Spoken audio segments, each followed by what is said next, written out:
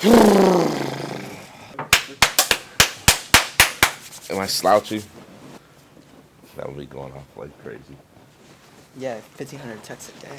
Yeah, 12 to 1,500. Like, some of those are like funny streams, and a lot of it's like just all over the place. So I'm stoked and excited to have our guest today, Squint, to be on Small Moment, Big Impact podcast. I know there are a lot of aspiring photographers out there, folks who are doing documentaries on music, on film, on just all lifestyles all around. And today I have a special guest, Squint, who actually does this on a day-to-day basis. Takes beautiful sports photography and is doing some fabulous documentaries that we'll be getting into during this podcast session.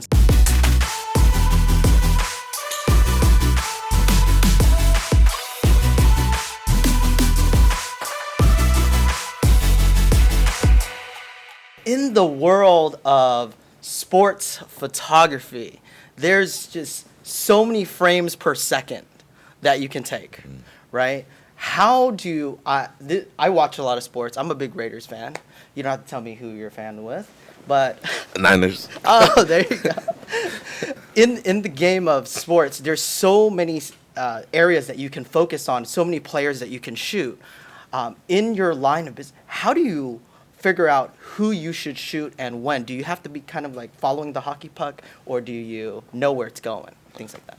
Well, it's interesting. Like, I kind of came into like sports photography wasn't the most conventional way. Okay. And so usually like whenever I'm doing it, I'm usually working for a player or a brand or something like that. Got it. So I'm usually able to focus on one person or a few people. Usually it's someone that I have a relationship with, and so it makes it kind of easier. Like, I'm not, and I wouldn't necessarily call myself like a sports photographer, which is interesting. Like, there's some guys that are just like incredible, like the way that they shoot, and but I'm more of like a documentarian storyteller. So if you notice, like, a lot of my work is very intimate, very deep. Like, you can see like the texture of it. Like, I'm more concerned about like the grit and the grind, like before you take a shot versus like actual scoring or certain things. Like, if it's a dunk, it's different, Yeah, there's like a process that got you to that result, and that's what you're getting into. Yeah, okay. And so you kind of see that, but usually, I've been fortunate to shoot some of the most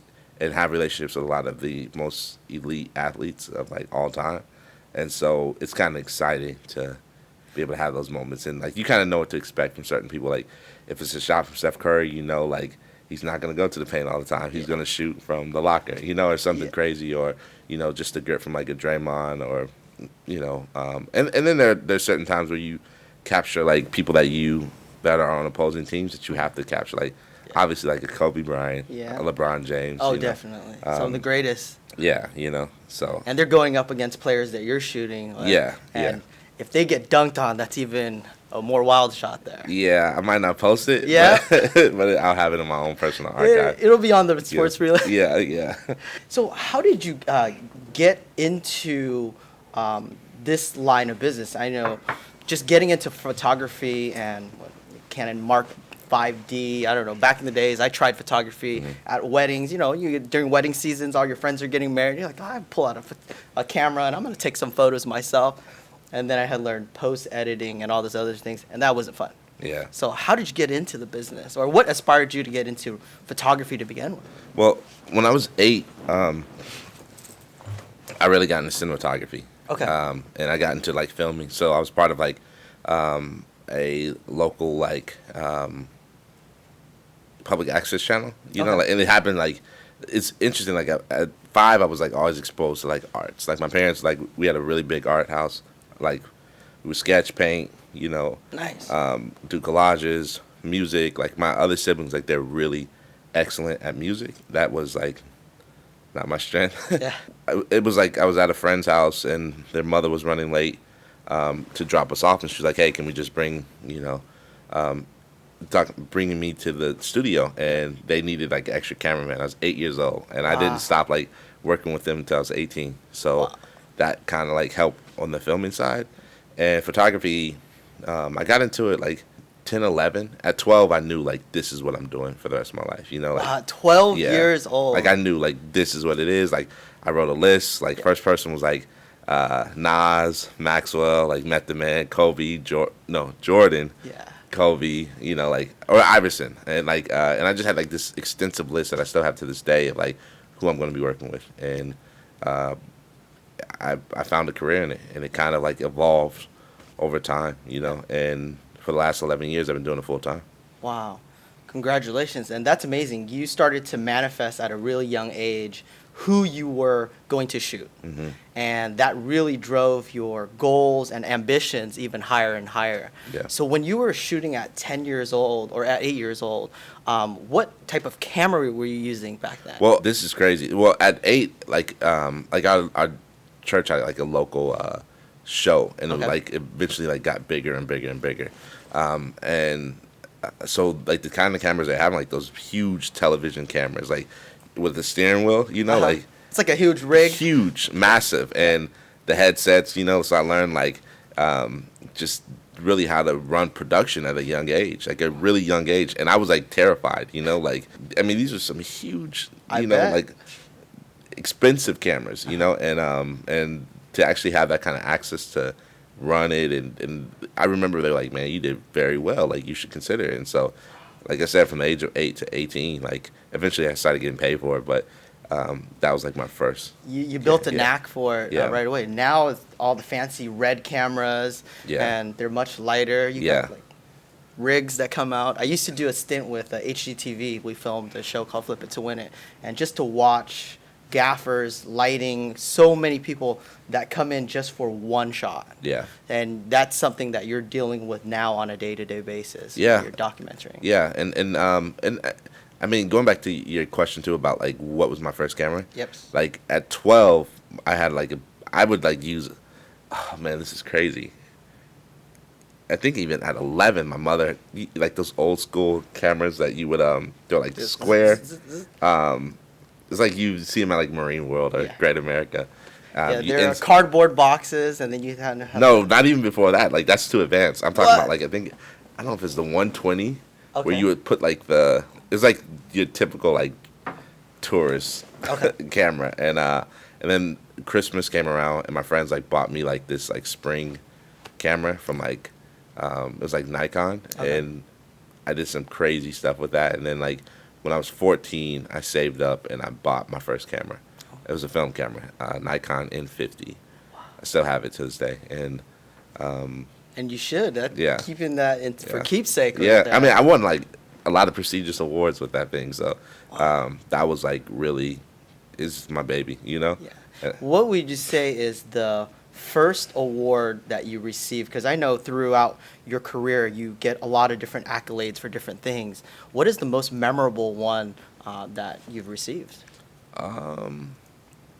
the I won one from the House of Representatives, White House. Okay. That was like insane. At 16 years old. 16. Yeah, and it's interesting. Like my mother, my aunt, and my grandmother were all fighting like who gets the award, So somehow it's at my house right now. Okay. But yeah, I mean it's like beautiful seal. Yeah. It's incredible. I just recently saw it. Like it's been like 10 years since I seen it, and I just was in love with it. And there was another time like I won an award. I mean I won like a lot of awards at an early age from all over the world, or all over the nation. And it comes with a grant, comes with like good exposure, and like they want you to tell a speech. Yeah. So when I go, like I won, and they're like, "What do you have to say about your work? This is crazy," and it was like 4 different images, and I turned it right side up, so it won upside down, and my mother was like, she's like, "Christopher, don't do that," and I was like, "It's upside down. What do you want me to do?" And that was like really cool. Wait. I'm just processing. So it won being upside Upside down, down, and yeah. you had to. Yeah, and I make it flipped it right side up. So That's the thing about art. yeah. Right? It's all on perception of how someone else perceives, and be able to take a look at it. Yeah, and that was So- like, that was a cool moment, That's pretty awesome. That's pretty awesome. And just throughout your career, were there any mentors or anybody that helped you through the process? Because I know it's not easy going at it alone. Yeah, I mean, I had a lot of great mentors, like the ones that were actually involved in my life. Like we had certain people at our like church that kind of helped guide and help. A lot of it was my friends. Like they Okay. were just, like my subjects for years. Like we would do some crazy Like stuff. the wolf pack. Yeah, like really, very close knit friends, and we had some really just cool moments of traveling. Like we did a lot of travel, like since like 8th grade. So I've always been like accustomed to that life. Yeah. But like I had in high school, I had a mentor, Bob Adams. He was like my old basketball coach. Like he was incredible. Like just very supportive. My family. Yeah, and then I obviously like the people that I would look up to. Like I'm really good at like imagining things. So like Gordon Parks, Irvin Penn, Richard Avedon. Like these are like big photographers that I would study. Annie Leibovitz, like Some of the greats. the greats, Yeah. and Jonathan Mannion, who's Yeah. more current.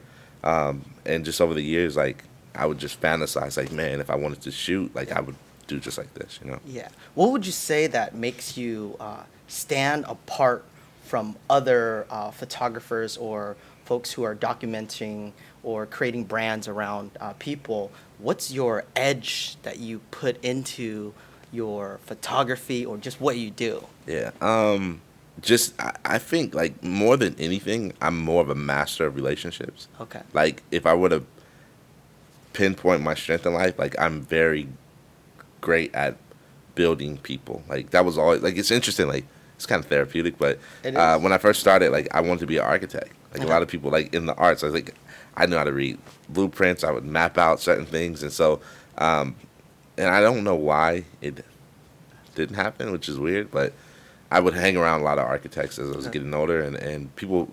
It's interesting. Like a friend recently told me, he's like, "Man, you became that." He's like, "You build people." I think that the distinction of my work is the intimacy. Like I actually know the culture, I know the people, Yep. I know what I'm looking for, and I do it from like a place of integrity. Yeah. Like I'm not like looking for clickbait. I'm not looking for like, hey, give me this exclusive story and exploit my friends. Like it's kind of weird. Like Yeah. would you take photos of your friends and send them to No. TMZ or anything like that and just expect the relationship to be the same? And What so you're doing is genuine and authenticity. Yeah. And that's what's like lacking in our social media world and everything else now. Everything is about that hot topic and like what you said, the clickbait. Yeah. So you're actually building intimacy, relationship, a personal connection with the person that you are working with. And that kind of embodies from what I'm seeing and what I've seen in your work on your Instagram is that when somebody's eyes is on the camera, you can actually feel like an emotion from it too at the same time. Yeah, and I think because I don't have your most traditional background in sports photography, like it's really in documentaries and documentarian, and I'm a documentarian, so any chance I get an opportunity to allow that to happen, I'm always gonna gravitate toward that if I could, and so. I'll shoot like a medium format, which is like a slower pace. Like my equipment out there isn't as like obviously I have the big telephoto lenses and things like that, but sometimes I want to get more in depth, and I have a great way of like connecting with people all around. So they give me like better access. Like I'm at these people's houses, like I drive with them to the stadium, so I get to see more of the emotion. So I'm not desperate for that shot. Like I'm going to get the shot. Yeah. Because then you're more in that space. It's kind of similar to what we do in real estate. I tell everybody, as a real estate agent, a realtor, a broker, an agent, we're in the most intimate spaces of people's lives. We're in their bedroom, in their closet, and so many other aspects of their home, in their kitchen, even before they buy it.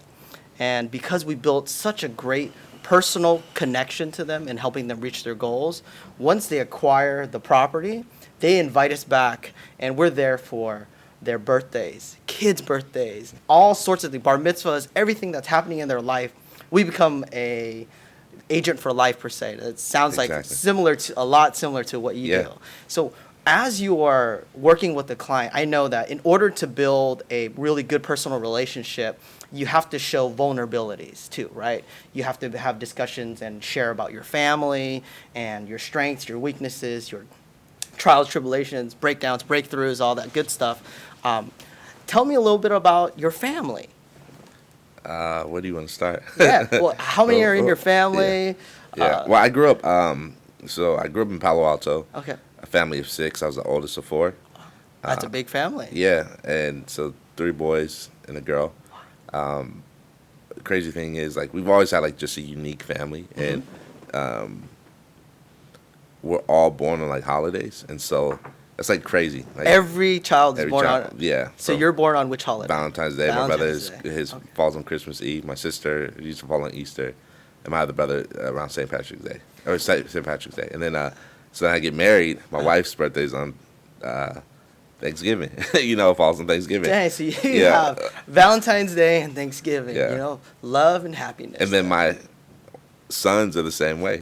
So it's like crazy. They're all born on special days. So it's like weird to like after a while you're like, whoa, this is crazy. Yeah. And so, but yeah, in my family, like my wife for 14 years. I'm sorry. Congratulations. When you have a great marriage, you just know like Yeah. you don't care about the anniversaries anymore. That's really just to save my butt. Yeah. So I don't. Well, people go, how long have you been married? Not long enough. Yeah, yeah. Still, we're going for forever, Yeah. so that's where my mind is. Till infinity, baby. Yeah, but we have 3 beautiful boys. What are their names? Isaiah, Xavier, and Logan. Okay, sense a theme to that. Yeah, so Logan and Xavier named after superheroes. Okay. Wolverine and Professor X. There you go. My wife wouldn't let me name him Wolverine, so she said Logan's okay. Happy wife, happy life. Yeah, there. it's crazy. Like last year, I did like a panel for Father's Day, and I was joking like, if I have another son, I'm gonna name him Wolverine. And who would have thought? You got Logan. Yeah. And so, and Isaiah is just my name and my middle name switched around for male purposes. Yeah. So in regards to family, how do you attain balance? You've been in business now for 11 years, and I'm sure in your world you're traveling quite a bit too. Yeah. And with 3 young children at home, how do you strike that balance? Because I got kids. Yeah. I have a 7-year-old, 4-year-old, and a 5-month-old baby. Oh, wow. And I know your baby is that's very 2 similar. months old. Yeah, 2 months. Yeah. So, and we're here today filming. Yeah. I mean, you have to find that balance. Like, you have to be very intentional about it. So it's like the sacrifices that I do when traveling. Like I do like a lot of day trips, and I mean, there's been times where I've traveled to like New York, and I'm back in less than 24 hours. Wow. So you do the job in and out, and I do that a lot. Like I want to be very present in my kid's life, and it has to be intentional. So Yep. you work smart, not hard. Like I went to the NBA Finals, game 1, which is difficult to watch.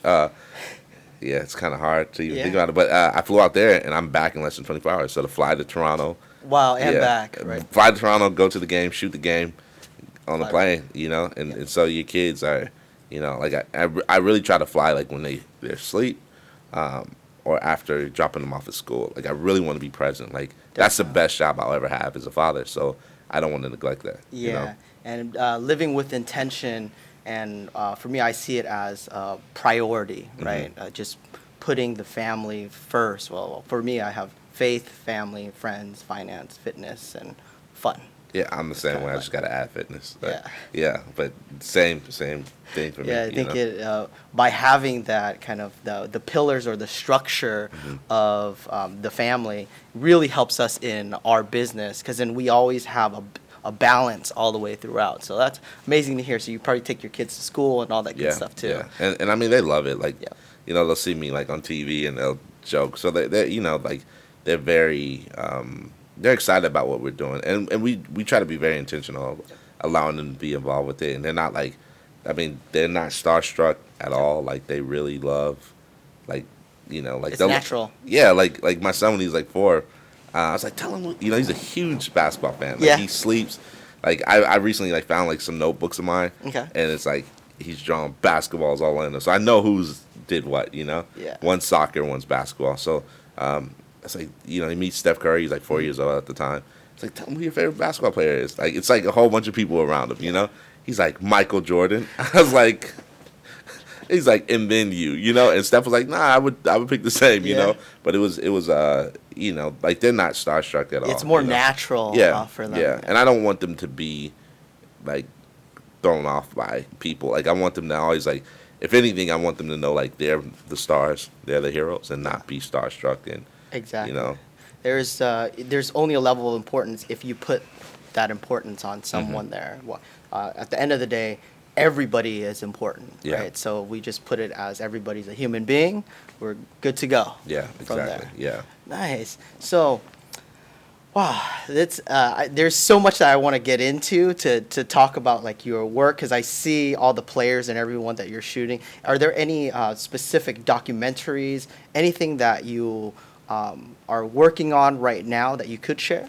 Yeah, I'm currently going back to like music. Okay. So I worked for 10 years. I worked with like different artists and local artists and things like that. And so now it's kind of like grown just over the years of working with some of like the most iconic, legendary like jazz artists. And Okay. so like that's like what I'm really excited about. Like just yesterday we drove out 3 hour drive to connect with Chris Bowers, who's just an incredible composer. Like he's done the stuff for Green Book. He's done the stuff for When They See Us, Wow. Dear White People. Like Kobe Muse. So he's huge, and we got a chance to like actually be in this creative process and see. Wow. Yeah. So See like the method to the madness and the greatness Yeah, all yeah. unfold at the same time. yeah, and so like It's gotta be that- an amazing experience. Yeah, because it's interesting. Like a lot of people think like, oh, you're a sports photographer. I'm like, no, like I would. If you notice, like a lot of them, I shoot them like I would shoot like a comic. Like if I were to like describe like a Marshawn Lynch is, he moves like Wolverine. Like Steph Curry, like the finesse of his body and how he shoots is like more like Spider-Man. Like Yeah. you see like these characters. Like I love shooting like running backs. Like they just the way that they cut, like they're built, like.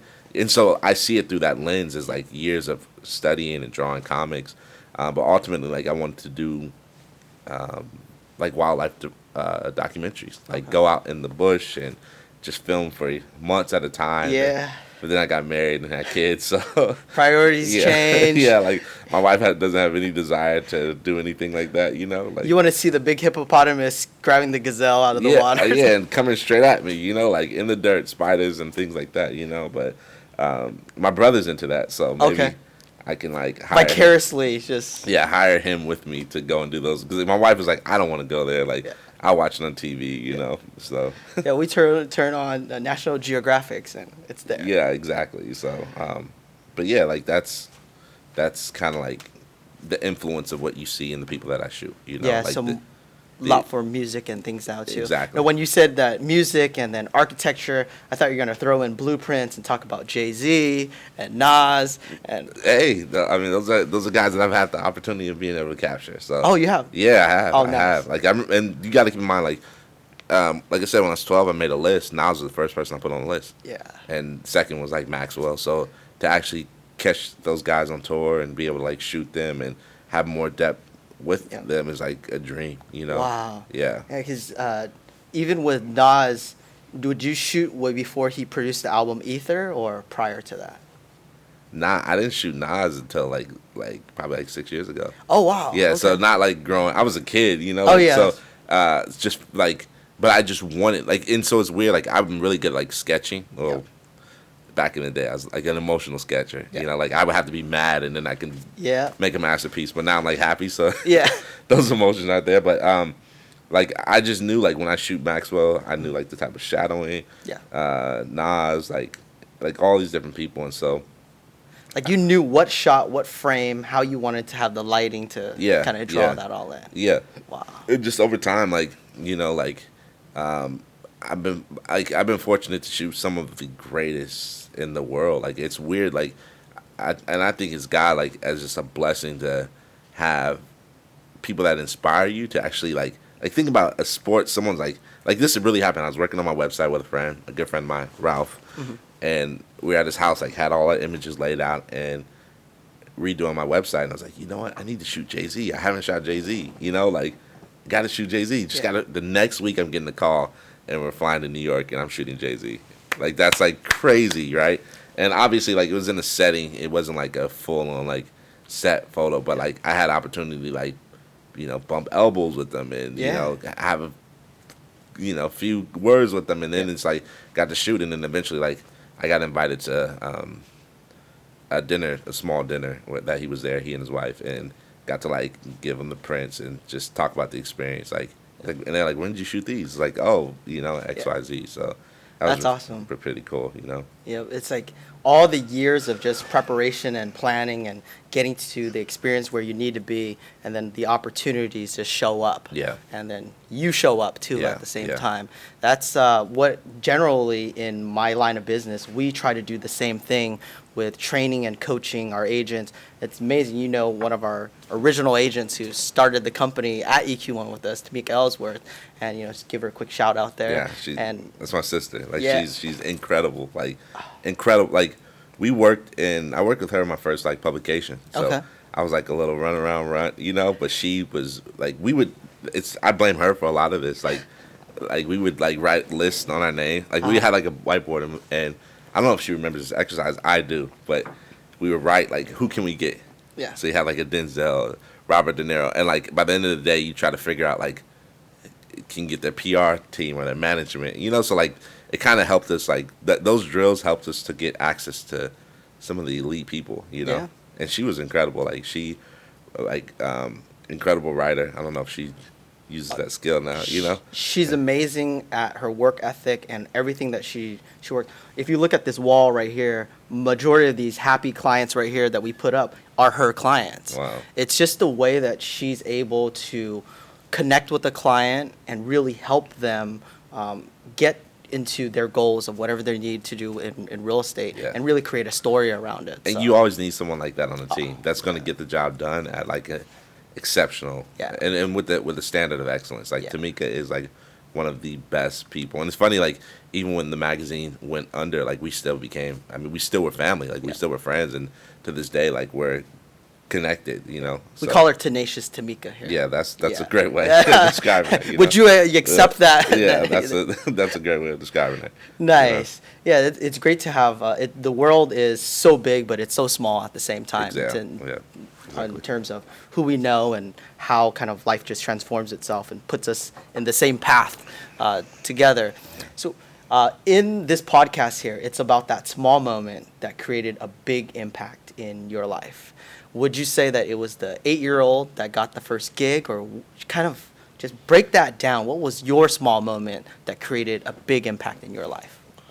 I would say like my mother. Okay. Like she believed in her kids. Like my mom is crazy. Beautiful like thing. she's like we've always been up against the odds and against giants, and she never was like afraid. Like there was never any moment where she's like she knows how to like instill purpose in her children, and so I would say like that was like a big thing for me growing up, just seeing her example and seeing her dedication, her faithfulness, her love, like just the way that she poured into people, and just seeing that. Like we used to joke about it. Like my dad, he's like, man, we can't go anywhere. Everyone, if she doesn't, Your mom would have made a really good realtor. incredible, and I mean she's just that type of woman, and so she made such a major impact. Her, my grandmother, like I come from a lot of strong women, like really incredible, tenacious, like powerful women, and just like from my grandmother, like that's like one of my miracles right there. It's like, so they would all like whenever I win awards and stuff, like they were front row celebrating me, and just always supportive, like it's funny now as I've gotten older, like they would fight for the awards, like I'm gonna get this one, you got the last one, and so that was like always motivating, and it kind of like just to see the impact of it. And I think another thing too, it's like right now I get like applauded for like my black and whites. Like I think I have some like I've been told I have some of the most like legendary black and whites, and it's like an honor. Yep. But like even the story behind that, like I lost my father at 20, and so I was like, I'm not shooting, I'm done, I don't want to do any more photography. And then when I came back, like I didn't shoot a black and white for 8 years. Wow. I didn't no edits, nothing for 8 years. And then when I was working on a photo and I just couldn't find the color tones, and for some reason I was like, let me just try black and white. 8 years later, and then from there it just really took off. And so like just seeing that rippling effect of like the people that invested their time from me, whether it's friends, my family, like that kind of help. I take that with me in my work. you It helps push you forward constantly. Yeah. And it's amazing that you say that strong, powerful women were always behind you and supporting you. I would say that in today's society, that's even more necessary now. Oh, That's why we extremely. have so many different movements, and it's a beautiful thing for especially our children who are growing up in today's society to see that, because that support and love being poured down into you really helps you believe in yourself. Yeah. At times when you don't believe in yourself, you have everyone that's believing in you, kind of just pushing the charge Yeah. for it. So Yeah. that's amazing story. And that translates to my wife too. Like she Oh. is like my biggest supporter. You know, said like 14 years now? 14, yeah. 14? I've been with her like since 18. You're trying to think about that. Like more than half of my life I've been with her. Yeah. And that's like incredible. Like Wow. the love of my life, like the dream girl. But she's So high school sweethearts. college College, freshman year.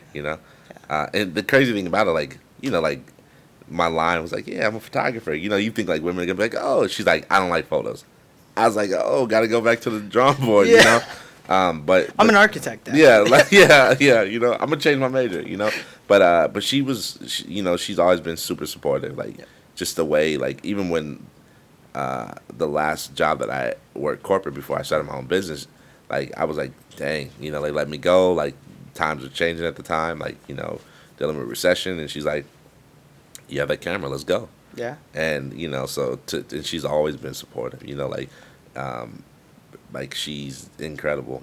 Like and for she's not like a wife that's like resenting the work. Like she's more so involved with the business and making sure Supports you all the way through. all the way through, Especially with the whole entire thing of family and all too. I say that my wife has her job, the kids, and me. Yeah. Because I could be a handful too. Oh, a lot. But supportive all the way. We've been together since we were 16 years old. Oh, beautiful. So it's Beautiful. amazing journey, right? Yeah. Kind of, you said something about recession. That's when we got married, because when we realized that when things were in the down in the dumps, you still have this person supporting you by your side and pushing you forward. Like, I'm marrying this girl. Yeah, got it. And, you're crazy if you don't. Yeah, yeah.